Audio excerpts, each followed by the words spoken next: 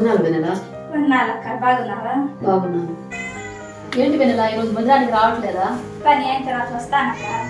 అయితే సిద్ధపడ్డావా మరి? సిద్ధపడ్డానక్క.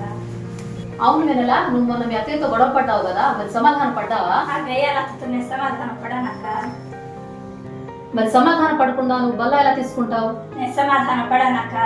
సమాధానం పడకుండా తీసుకునే వాళ్ళు చాలా మంది ఉన్నారు కదా అక్క, నేను కూడా అలాగే తీసుకుంటున్నా. అది కాదు వెనలా, మనం సమాధానం లేకుండా ఆరాధన తీసుకోకూడదు. బైబిల్లో కూడా ఏమని ఉందంటే, సమాధానపరచబడు వారు ధన్యులు, వారు దేవుని కుమారులు కుమార్తెలు అనబడుతురు అని వ్రాసి ఉంది కదా.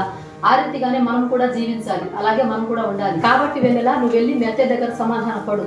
నువ్వు సమాధాన పడినంత మాత్రాన నీ విలువ తగ్గిపోదు. మనుషుల దగ్గర నీ విలువ తగ్గిపోయినా కూడా దేవుని దగ్గర నువ్వు గొప్పగా ఉంటావు. అలా వెళ్ళి నువ్వు బలా తీసుకుంటే దేవుడు నిన్ను ఆశీర్వదిస్తాడు. నా మాట విను, ఒకసారి ఆలోచించు, నిర్ణయం తీసుకో వెన్నెలా. సరే అక్క, ప్రయత్నిస్తున్నాను.